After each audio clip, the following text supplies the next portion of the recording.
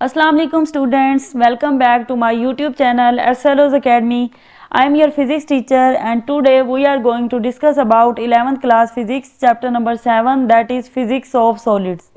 तो बेटा आज की वीडियो का टॉपिक है 7.2.3 स्ट्रेस स्ट्रेन कर्व। इससे पहले बच्चों आपको पता है कि हमने स्ट्रेस वाले टॉपिक को डिस्कस किया था जिसमें हमने पढ़ा था कि फोर्स पर यूनिट एरिया जो है वो हमारे पास स्ट्रेस होता है। उसके बाद हमने स्ट्रेन को देखा था। स्ट्रेन में मैंने आपको बताया था कि हमारे पास ये एक रेशो होती है change in parameter over original parameter. ठीक है, जिस भी पैरामीटर के अंदर चेंज आ रहा है स्ट्रेस अप्लाई करने के नतीजे में उसकी हमने रेशो लेनी है ओरिजिनल पैरामीटर के साथ। फिर हमने इन दोनों की टाइप्स को भी डिस्कस किया था। हमारे पास स्ट्रेस की भी 3 टाइप्स थी और स्ट्रेन की भी बेसिक 3 टाइप्स थी। ठीक है, उसके अलावा स्ट्रेस की 2 टाइप्स पड़ी थी, वो मैंने आपको बताया था कि उसके एक्सटेंडेड टाइप्स हैं। तो बेसिक टाइप्स हमारे पास क्या थी? टेंसाइल स्ट्रेस, उसके अलावा दूसरा था हमारे पास वॉल्यूम स्ट्रेस, ठीक है, तीसरा था शेयर स्ट्रेस। तो उसमें मैंने आपको डिटेल से बता दिया था कि इनका क्या मतलब होता है। तो आज बच्चों हम देखने जा रहे हैं इनका कर्व, स्ट्रेस स्ट्रेन कर्व। और ये कर्व हमें कैसे मिलता है? ये कर्व हमें तब मिलता है जब हम इन दोनों के दरमियान ग्राफ को प्लॉट करते हैं। ठीक है, तो बेसिकली होता ये है बेटा कि हम जब किसी भी मटेरियल को प्रैक्टिकली यूज करना चाहते हैं ना, कहीं पर भी, ठीक है, उसकी प्रैक्टिकल एप्लीकेशन देखना चाहते हैं या फिर कहीं पर भी हमें उस मटेरियल को यूज करना होता है, तो उससे पहले ना हमें उस मटेरियल की प्रॉपर्टीज पता होनी चाहिए। ठीक है, और वो जो प्रॉपर्टीज है ना, वो मैंने आपको इस चैप्टर के स्टार्ट में पहली वीडियो में बताया था कि उन प्रॉपर्टीज को स्टडी करने के लिए हम कुछ ना कुछ टेस्ट करते हैं, जैसे XRD अप्लाई करते हैं। ठीक है, इस तरह के हम जो टेक्निक्स अप्लाई करते हैं या फिर हम टेस्ट कर सकते हैं मटेरियल की प्रॉपर्टीज को पढ़ने के लिए। तो आज हम एक ऐसा ही टेस्ट देखने जा रहे हैं जिसमें हमने मटेरियल की प्रॉपर्टीज को डिस्कस करना है थ्रू अ ग्राफ। और ग्राफ किस चीज के दरमियान है? स्ट्रेस और स्ट्रेन के दरमियान। तो यहाँ से मैं रीड करती हूँ, a stress strain curve shows how a material behaves, कैसे मटेरियल बिहेव करेगा व्हेन अ फोर्स और stress is applied and material stretches. यानी कि हमारे पास कोई भी एक मटेरियल है, उसके ऊपर हमने स्ट्रेस अप्लाई किया, ठीक है, फोर्स अप्लाई किया और वो मटेरियल स्ट्रेच हो गया, उसकी लेंथ इंक्रीज हो गया, ठीक है, उसके अंदर स्ट्रेन प्रोड्यूस हो गया। तो ऐसी सिचुएशन में मटेरियल कैसे बिहेव करता है जब उसके अंदर स्ट्रेन प्रोड्यूस हो जाए, इस चीज को हम स्टडी करते हैं थ्रू स्ट्रेस स्ट्रेन कर्व। और मैंने आपको बताया कि ये बेसिकली एक ग्राफ होता है स्ट्रेस और स्ट्रेन के दरमियान। ठीक है, तो सबसे पहले मैं आपको ये दिखा देती हूँ कि ये किस तरह का ग्राफ होता है।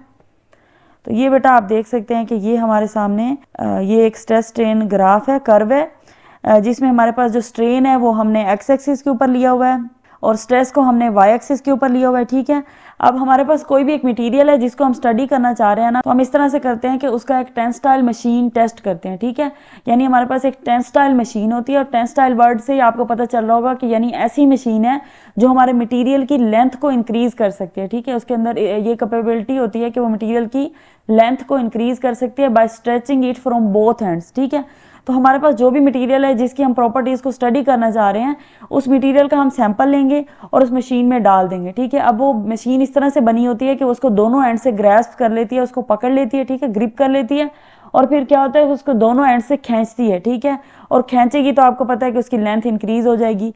जब उसकी लेंथ इंक्रीज हो जाएगी यानी उसके अंदर स्ट्रेन प्रोड्यूस हो गया, हमने उसके ऊपर स्ट्रेस अप्लाई किया और मटेरियल में स्ट्रेन प्रोड्यूस हो गया। अब जब मटेरियल के अंदर स्ट्रेन प्रोड्यूस हो जाता है तो उसके बाद ना हमारे पास उस मशीन के साथ एक कंप्यूटर लगा होता है जिसके ऊपर हमारे पास एक ग्राफ शो हो रहा होता है। ठीक है, तो बेटा ये जो ग्राफ शो हो रहा होता है ना, यही बेसिकली हमारे पास स्ट्रेस स्ट्रेन कर्व है।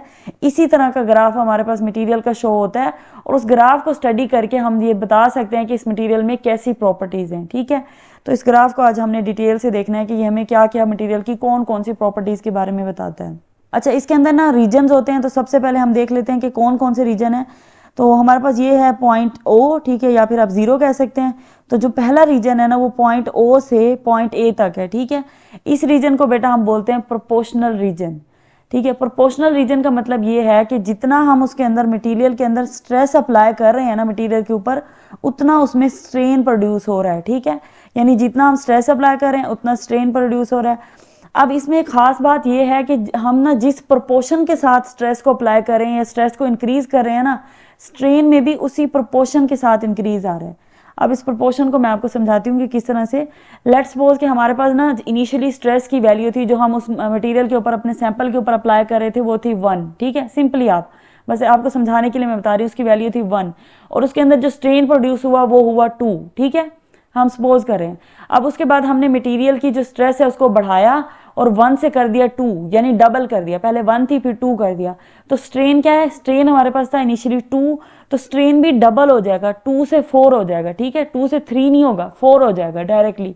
क्यों 4 होगा? क्योंकि हमारे पास ये लीनियरली प्रोपोर्शनैलिटी है तब तक मटेरियल के अंदर, और लीनियर प्रोपोर्शनैलिटी का ये मतलब है कि जिस रेशो से हमारे पास स्ट्रेस इंक्रीज होगा उसी रेशो से स्ट्रेन भी इंक्रीज होगा। अगर हमने स्ट्रेस को डबल किया था तो हमारा स्ट्रेन भी डबल हुआ है, वो 2 से 3 में नहीं गया, 2 से डायरेक्टली 4 हुआ है, ठीक है, क्योंकि हमारे पास जो हमारा स्ट्रेस है वो 1 से 2 हो गया था। इसी तरह से जब 1 से 2 और 2 के बाद हम 3 कर देते हैं स्ट्रेस को, यानी कि मजीद एक उसमें बढ़ा देते हैं एक पॉइंट, तो हमारे पास जो हमारा स्ट्रेन है वो क्या हो जाएगा, 2 से पहले वो 4 हुआ था, 4 से 6 हो जाएगा। यानी जितना वहां पे 1 का इंक्रीज आ रहा है तो यहाँ पे 2 का इंक्रीज आ रहा है, तो 2 का ही आता रहेगा। ऐसा नहीं होगा कि कहीं पे 2 के बाद 1 का इंक्रीज है। तो आई होप कि आपको ये पॉइंट समझ आ गया होगा कि हमारे पास प्रोपोर्शनल लिमिट का क्या मतलब है, या प्रोपोर्शनल रीजन हम किस रीजन को कह रहे हैं जिसके अंदर स्ट्रेस और स्ट्रेन एक दूसरे से प्रोपोर्शनैलिटी में इंक्रीज कर रहे हैं, ठीक है। यानी डायरेक्ट रिलेशन तो है ही, लेकिन डायरेक्ट रिलेशन में एक खास बात यह है कि वो उनकी जो रेशो है वो भी कांस्टेंट रहती है। अब उसके बाद ये जो पॉइंट ए है ना बेटा, इस पॉइंट को हम बोलते हैं प्रोपोर्शनल लिमिट, क्योंकि ये हमारा प्रोपोर्शनैलिटी रीजन है। तो ए पे ये रीजन खत्म हो रहा है, तो ये हमारी खत्म होने वाली जो पॉइंट है ना उसको हम बोल रहे हैं ये इस रीजन की लिमिट है, ठीक है। यानी ये इसकी आखिरी पॉइंट है, इसकी हद है, इसके बाद ये है ना ये रीजन खत्म हो जाता है, इसके बाद कोई और रीजन स्टार्ट हो जाएगा, ठीक है। इसलिए हम इस पॉइंट को बोल देते हैं प्रोपोर्शनल लिमिट। अब उसके बाद हमारे पास दूसरा रीजन स्टार्ट होता है, वो है ए टू बी, और इस रीजन को हम बोलते हैं इलास्टिक रीजन, ठीक है। वैसे तो हमारे पास ये जो सारा रीजन है ना इसको हम इलास्टिक रीजन ही बोलते हैं। ये आप देख सकते हैं ये जो शेडेड एरिया है ना डार्क कलर के अंदर ओ से बी तक, इसको हम बोलते हैं इलास्टिक रीजन, ठीक है। तो ए टू बी हमारे पास सिर्फ इलास्टिक रीजन रह जाता है, हमारे पास वो प्रोपोर्शनैलिटी वाली चीज खत्म हो जाती है, ठीक है। अब आप देख सकते हैं यहाँ पे भी जब स्ट्रेस को इंक्रीज कर रहे हैं ना यहाँ पे, तो स्ट्रेन इंक्रीज हो रहा है, ठीक है, आपको नजर आ रहा है ना। जब आप स्ट्रेस इंक्रीज कर रहे हैं यहाँ से स्ट्रेस इंक्रीज करेंगे तो यहाँ से स्ट्रेन भी इंक्रीज हो रहा है। लेकिन यहाँ पे ना अब लीनियर प्रोपोर्शनैलिटी नहीं है। अब क्या हो रहा है, अब आप स्ट्रेस को इतना इंक्रीज नहीं कर रहे, ठीक है, स्ट्रेस की वैल्यू इतनी बड़ी नहीं है, स्ट्रेस की वैल्यू सिर्फ यहाँ से यहाँ तक गई है, ठीक है। यानी ए टू बी का आप डिस्टेंस देख सकते हैं, बी कितना इतना यहाँ तक है, यहाँ पे आ रहा है स्ट्रेस, और ए वाला स्ट्रेस कहाँ था, यहाँ पे था, ठीक है। लेकिन हमारा जो ये वाला इंक्रीज हुआ है ना, ये वाला इंक्रीज हुआ है ना, वो ज्यादा हो जाता है, ठीक है, बामुकाबले इसके। यानी इतना हम स्ट्रेस नहीं अप्लाई करते लेकिन स्ट्रेन ज्यादा प्रोड्यूस हो जाता है, तो मतलब कि प्रोपोर्शनैलिटी खत्म हो जाती है। डायरेक्ट रिलेशन अभी भी है इस रीजन के अंदर, यानी इंक्रीज डायरेक्ट रिलेशन का ये मतलब होता है ना कि किसी चीज एक चीज के बढ़ने से दूसरी चीज बढ़ रही है, तो वो अभी भी यहाँ पे हो रही है लेकिन प्रोपोर्शनैलिटी खत्म हो जाती है, ठीक है बेटा। तो ये इन दोनों रीजन का डिफरेंस है, ये आपने याद रखना है। बाकी मैंने आपको बताया कि ये दोनों रीजन ही इलास्टिक रीजन है। उस बात का क्या मतलब है, उस बात का ये मतलब है कि जब तक हम लोग पॉइंट बी यानी कि इस वैल्यू तक स्ट्रेस अप्लाई कर रहे होंगे मटेरियल के ऊपर, हमारे सैंपल के ऊपर, तब तक जो है ना ये वो वैल्यू है स्ट्रेस की बी, कि यहाँ तक हमारे पास क्या होगा कि अगर हम स्ट्रेस को रिमूव करते हैं बी तक अप्लाई करने के बाद, रिमूव कर देते हैं, हटा देते हैं, यानी मटेरियल के ऊपर स्ट्रेस को जीरो कर देते हैं, तो मटेरियल जो अपनी ओरिजिनल शेप है वो रीगेन कर लेगा, यानी वो वापस आ जाएगा जिस ओरिजिनल स्टेट पे पॉइंट ओ पे वापस आ जाएगा, ठीक है।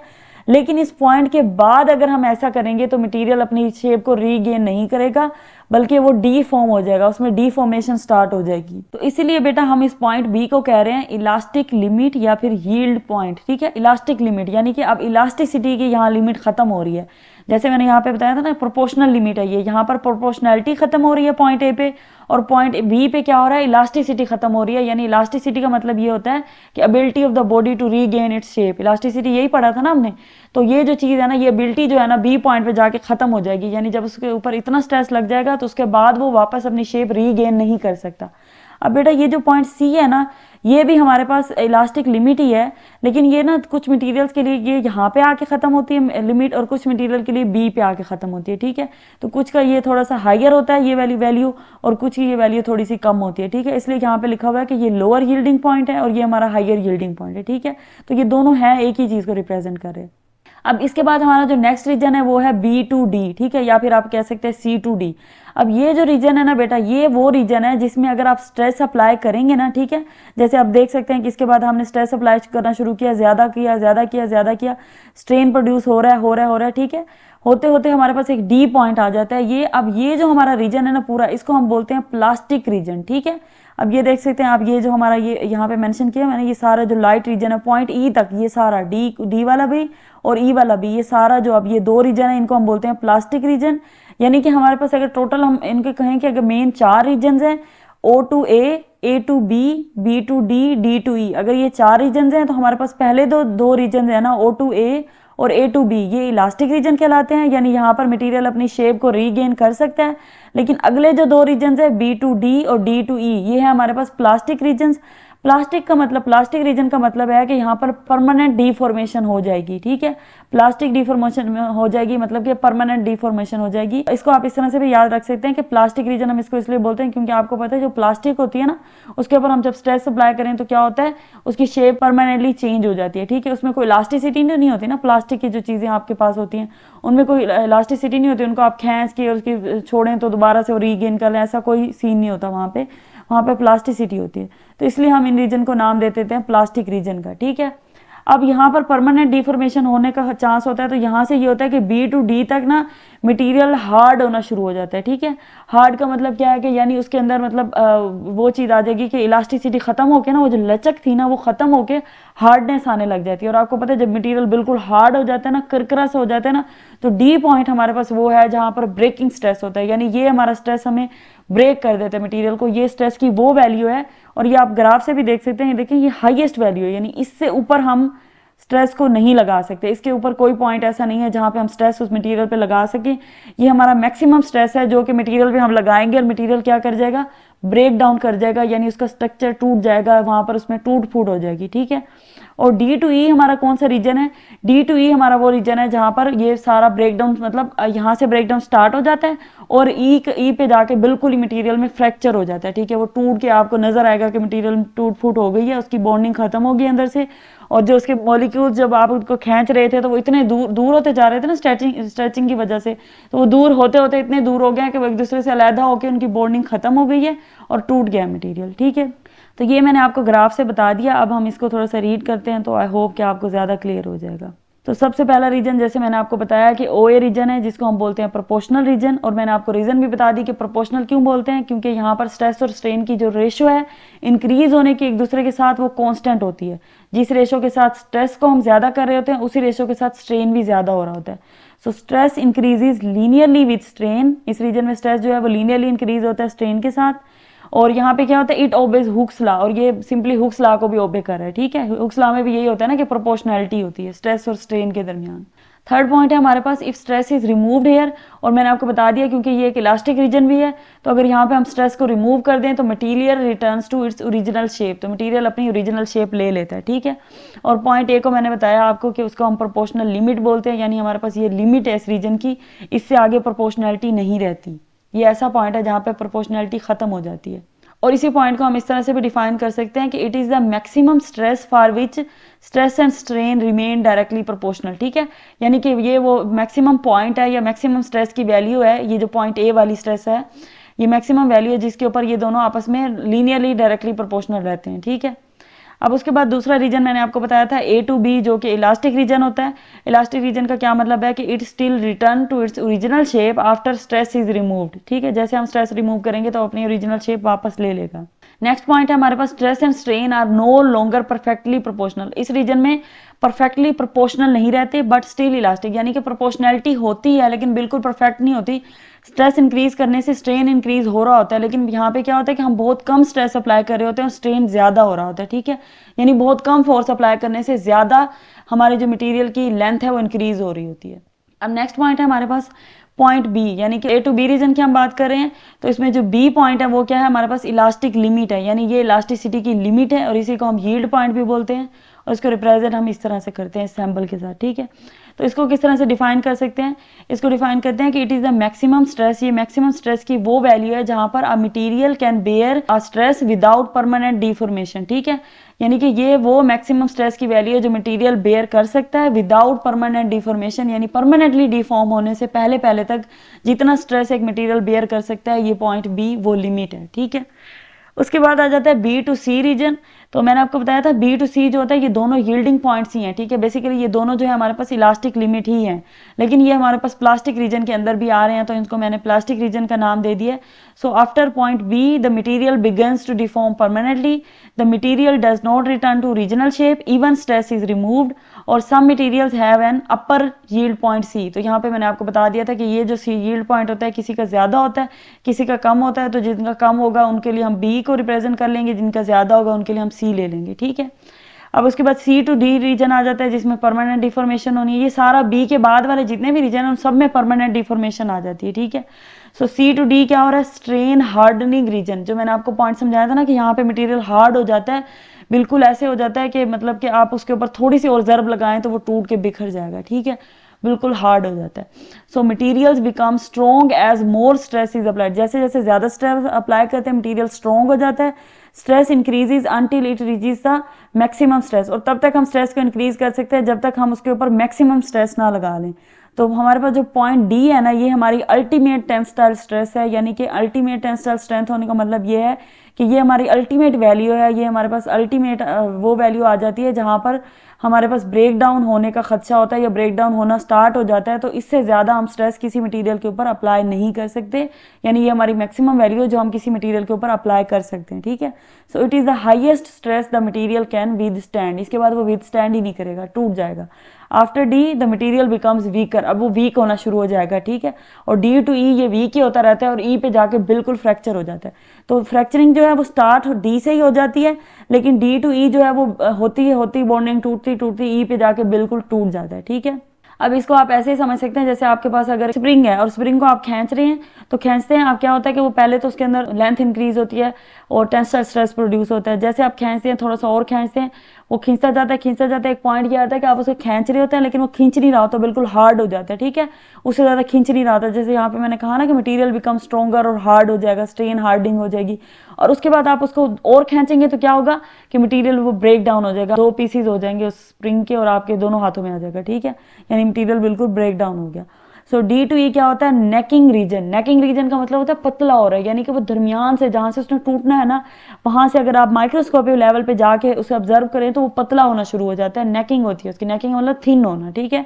So the material becomes thin, necking, और द स्ट्रेस डिक्रीजेज। और स्ट्रेस भी फिर हम डिक्रीज कर देते हैं क्योंकि इससे ज़्यादा तो हम स्ट्रेस लगा ही नहीं सकते ना, डी तक हमने लगा लिया, उसके बाद हम उसको कम करेंगे। और ends at the fracture point. और आखिरकार कहाँ पे इसकी कहानी खत्म होती है, फ्रैक्चर पॉइंट के ऊपर। कि एक पॉइंट ऐसा आता है जहाँ पे हमारा मटेरियल टूट ही जाता है, यानी इससे ज़्यादा बेचारा वो स्ट्रेस बर्दाश्त कर ही नहीं सकता। सो पॉइंट ई जो है वो है ब्रेकिंग और फ्रैक्चर पॉइंट, और इसको हम इस तरह से रिप्रेजेंट करते हैं। इन सब की रिप्रेजेंटेशन आपने देख लेनी है, किस तरह से टेंसाइल स्ट्रेंथ को हम रिप्रेजेंट करते हैं और यील्ड पॉइंट को करते हैं, ठीक है। So materials break completely. अब ये वो पॉइंट है जहाँ पर मटेरियल ब्रेक्स कंप्लीटली, यानी सारी बॉन्डिंग खत्म हो गई है, मॉलिक्यूल्स एक दूसरे से इतने दूर हो गए हैं कि वो बस टूट के 2 हिस्सों में चला गया, ठीक है। अब ये ग्राफ मैंने आपको पहले ही समझा दिया है, ठीक है। इसके बाद हम देखते हैं कि इलास्टिक वर्सेस प्लास्टिक बिहेवियर क्या डिफरेंस होता है। वैसे तो मैंने यहाँ पे आपको बता दिया है कि इलास्टिक मटेरियल का क्या बिहेवियर है, प्लास्टिक का क्या है, तो मैं थोड़ा सा यहाँ से रीड कर देती हूँ जस्ट। इलास्टिक रीजन हमारे पास वो रीजन होता है जिसमें material return to original shape, ठीक है, और ये अप टू पॉइंट बी है, बी पॉइंट तक है। प्लास्टिक रीजन कौन सा है, इसमें परमानेंट डिफॉर्मेशन हो रही है, और ये कहाँ से स्टार्ट हो रहा है, फ्रॉम पॉइंट बी से स्टार्ट हो रहा है और कहाँ पे है, ऑनवर्ड, यानी ई पॉइंट तक है, ठीक है। उसके बाद हमारे पास आ जाता है बेटा डक्टाइल वर्सेस ब्रिटल मटेरियल। यानी अब हमने कहा ना कि हम किसी मटेरियल के हो जब इस टेंसाइल स्ट्रेस मशीन के अंदर डालते हैं तो हम चेक करना चाह रहे होते हैं कि उस मटेरियल का कैसा बिहेवियर है, कौन सी प्रॉपर्टीज़ हैं, ठीक है। तो इस कर्व की बुनियाद पे हम बता सकते हैं कि मटेरियल डक्टाइल है या ब्रिटल है, ठीक है। और डक्टाइल और ब्रिटल जो होते हैं ना, डक्टाइल मटेरियल ऐसे मटेरियल होते हैं जो हमारे पास, जिनको हम अगर स्ट्रेस अप्लाई करें ना तो उनको हम शीट्स में चेंज कर सकते हैं। जैसे आपको पता है लोहा है, लोहे के ऊपर आप अगर हथौड़े से स्ट्रेस अप्लाई करें तो उसकी हम मतलब शीट्स बना सकते हैं, ठीक है, इसकी पतली पतली प्लेट्स बना सकते हैं। और इसके अलावा अगर हम इस तरह के मटेरियल को भी कहते हैं जिनकी हम थिन वायर्स बना सकें, जैसे कॉपर की वायर्स बना लेते होते हैं हम, ठीक है, ये जो इलेक्ट्रिसिटी वगैरह में यूज़ होती हैं, तो ये उनके ऊपर स्ट्रेस अप्लाई किया जाता है बेसिकली इन मटेरियल्स के ऊपर, और इनकी जो है शेप को चेंज किया जाता है। लेकिन ब्रिटल मटेरियल कौन से होते हैं, ब्रिटल होते हैं, आपने ब्रिटल से याद रखना है भुरभुरा, यानी जिसके ऊपर आप स्ट्रेस अप्लाई करें और फौरन टूट जाए। जैसे आपने ग्लास को माइंड में रखना है, अब ग्लास है ना आपके पास, अगर ये आपके पास जो पानी वाला ग्लास है इसी को ले लें, आप अगर इसको ज़मीन पे मारें, वैसे आपने मारना नहीं है, लेकिन अगर आप मारेंगे तो ये फ़ौरन टूट जाएगा, ठीक है। इसमें कोई ये नहीं होता कि ये पहले इलास्टिक लिमिट करेगा, यानी ये कोई इसमें खींचतान होगी या फिर इसके कोई मटीरियल आगे पीछे होंगे, ये फ़ौरन ही टूट जाएगा जैसे आप इसे नीचे मारेंगे, ठीक है।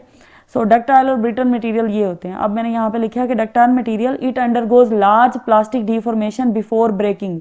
तो ये डक्टाइल ऐसे मटेरियल होते हैं जो लार्ज प्लास्टिक डिफॉर्मेशन एरिया रखते हैं, यानी कि वो यहाँ तक जाते हैं, ठीक है। उनके अंदर पहले इलास्टिक रीजन आता है, फिर प्लास्टिक रीजन आता है, फिर जाके फ्रैक्चर होते हैं। जैसे मैंने आपको मिसाल दी थी अभी कॉपर की, या स्टील है, गोल्ड है। देखो गोल्ड को हम क्या, गोल्ड की ज्वेलरी बनाते हैं, तो कैसे बनती है वो? अगर वो उसके अंदर सिर्फ इलास्टिक रीजन होता तो वो तो फिर हम उसको सिर्फ खींचते, जहाँ तक थोड़ा थोड़ा स्ट्रेस अप्लाई करते, ठीक है। इससे ज़्यादा हम उसकी ज्वेलरी बनाने की कोशिश करते तो वो तो ब्रेक डाउन हो जाता, क्योंकि उसकी इलास्टिसिटी खत्म हो जाती। तो ऐसा नहीं होता, क्योंकि उसके अंदर प्लास्टिक डिफॉर्मेशन की भी एबिलिटी है, यानी वो परमानेंटली डीफॉर्म हो सकता है, और डीफॉर्म होकर वो जो भी शेप होती है ना गोल्ड की पहले, वो चेंज होकर ज्वेलरी में कन्वर्ट हो जाता है। इसी तरह स्टील को हम किसी चीज़ में चेंज करना चाहे, स्टील के बर्तन होते हैं, या फिर जो भी हम स्टील की चीज़ें बनाना चाहे, स्टील की टैब्स होती हैं, तो हम स्टील को यूज़ कर सकते हैं, डीफॉर्म करके उसकी दूसरी चीज़ें बना सकते हैं, क्योंकि इसके अंदर ज़्यादा रीजन होता है, ये प्लास्टिक डिफॉर्मेशन तक जाता है, ठीक है। और कॉपर को भी हम इस तरह से यूज़ कर सकते हैं, कॉपर की हमारे पास वायर्स भी होती हैं। सो ब्रिटल मटेरियल क्या होते हैं? They break soon after elastic limit. Brittle मैंने आपको बताया बुर ब्रेक, यानी ये बिल्कुल ही थोड़ी सी लिमिट के बाद ही, थोड़ी सी स्ट्रेस अप्लाई करने के बाद ही टूट जाते हैं। और इसकी एग्जांपल मैंने आपको बता दी कि ग्लास होती है, या फिर हाई कार्बन स्टील भी इसकी एग्जांपल है, ठीक है। तो ये था बच्चों आज का टॉपिक, जिसमें हमने स्ट्रेस स्ट्रेन कर्व को डिस्कस किया है, और इसको डिटेल से मैंने आपको समझा दिया है। आई होप कि आपको ये टॉपिक क्लियर हो गया होगा, लेकिन अगर फिर भी आपकी कोई कन्फ्यूजन है तो आप कमेंट सेक्शन में पूछ सकते हैं। Thank you so much.